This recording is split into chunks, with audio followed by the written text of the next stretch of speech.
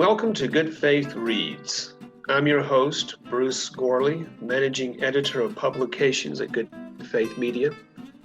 Good Faith Reads is a short podcast released twice a month in which we focus on one of our book authors at Good Faith Media. We've published more than 100 titles under our Nurturing Faith book imprint, and we invite you to check them out at goodfaithmedia.org/bookstore. Today's guest is Reverend Bruce Salmon, author of Preaching for the Long Haul, a case study on long-term pastoral ministry. He is joining us remotely from his home near Washington, D.C. Bruce, we welcome you to the Good Faith Reads podcast. Thank you. It's a pleasure to be with you, even remotely. And so much of our world is remotely these days. Bruce, you are now retired from a long and successful pastorate of a remarkable church. I had the great fortune of visiting your church before you retired, and I could not help but see the profound impact of your ministry in that congregation. Would you tell our listeners the name of the congregation you pastored and briefly describe what your book is about? Yes, we were delighted to have you with us. It's Village Baptist Church, located in Bowie, Maryland, a suburb of Washington, D.C. And I served as pastor of Village for 33 years, hence the subtitle to the book, A Case Study on Long-Term Pastoral Ministry. After I retired, I finally had time to reflect upon those 33 years of pastoral ministry. Frankly, when I was serving as a pastor, I was just too busy to do that kind of reflection. You might know that pastors typically work long hours. In fact, one study says that 72% of pastors work between 55 and 75 hours a week. And it also found that 84% of the pastors feel that they are on call 24/7. Now, I never stopped to calculate how many hours per week I worked on average, but I was on call 24/7. And so the book is about the ups and downs of a long-term pastorate. At what point did you, as a pastor, realize you needed to write a book? Was there a critical life experience, or perhaps an epiphany, or maybe something else that launched the story of your book? I did not realize I needed to write a book until after I retired, because as I said, I was too busy as a pastor to think about writing a book. But there was one critical experience in my ministry, especially the second half of the ministry, that I thought needed some reflection. And that was about halfway through my tenure, our church building was destroyed by fire. We'd been at Village for 15 years and things were going well. The church was growing. We'd added a second Sunday morning worship service. The church was becoming more diverse and increasing its ministries. The building was only 20 years old, and we were close to paying off the mortgage. Then the church caught fire and burned. It happened wiring in my office. The books in my office provided fuel for the fire.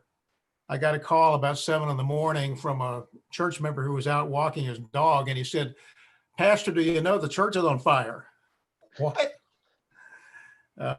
My wife and I threw on some clothes and drove over to the church. The road was blocked off by the police. I identified myself as the pastor. They let us through.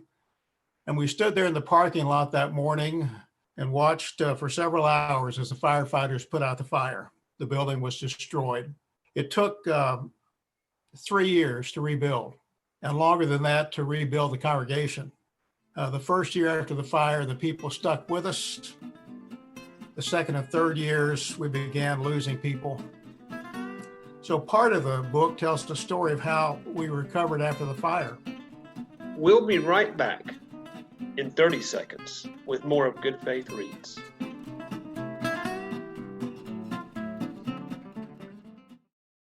Lot Carey is proud to bring you conversations with some of the best and brightest pastors coast to coast.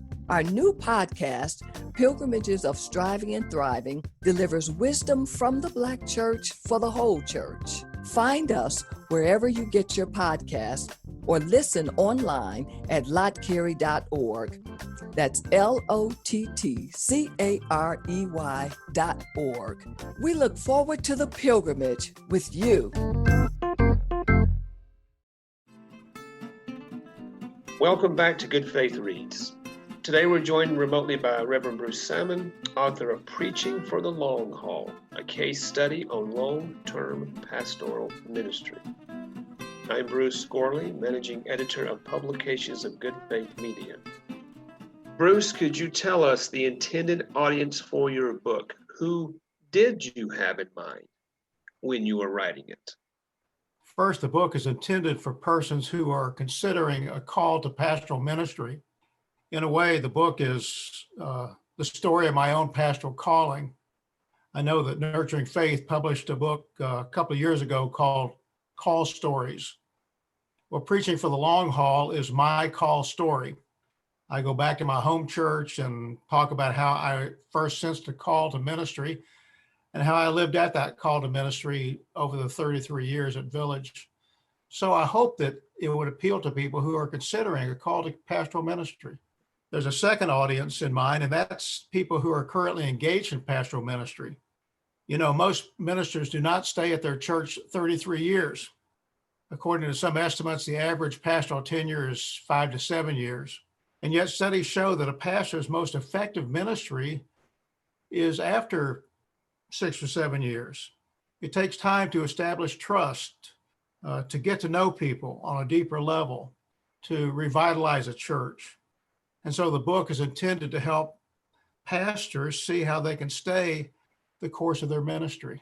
The third audience for the book is church members who are trying to figure out how to hang on to their pastor.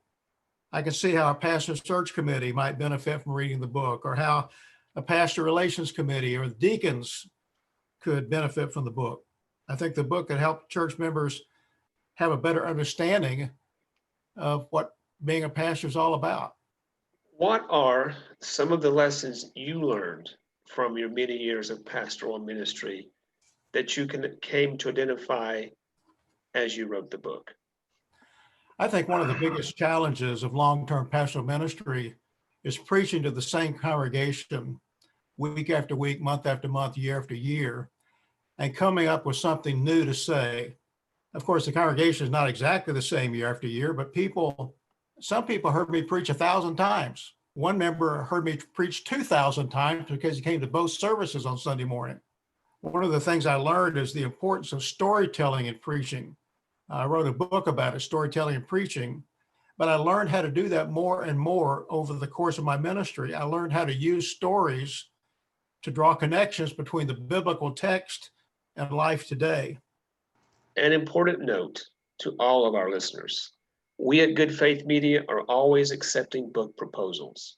Our authors engage with an experienced team of editors, designers, and marketers to produce and sell books on a variety of topics. If you have a book proposal you'd like to run by us, head on over to goodfaithmedia.org/bookstore for more information. That's goodfaithmedia.org/bookstore. Bruce, I wonder if you might read for us a sentence or two from the book that you think is important for listeners to hear, either because it's representative of the book or because you think it's an especially timely passage. I'd like to read a short passage from chapter 1, and this is the beginning of chapter 1. I never wanted to be a preacher. My childhood dream was to become a professional baseball player. Never mind that I wasn't that good in baseball. My childhood heroes were Mickey Mantle and Willie Mays, not Harry Emerson Fosdick or Billy Graham. Nevertheless, I began to wonder if perhaps God were calling me into the ministry. I would not have been the first unlikely candidate that God called into service. Our guest today on Good Faith Reads has been the Reverend Bruce Salmon, author of Preaching for the Long Haul, a case study on long-term pastoral ministry. The book, along with more than 100 other titles, is available as both a print book and ebook at goodfaithmedia.org/bookstore. Bruce, we appreciate you being our guest today. Thanks for the opportunity to share about preaching for the long haul. Maybe some of our listeners would like to check it out.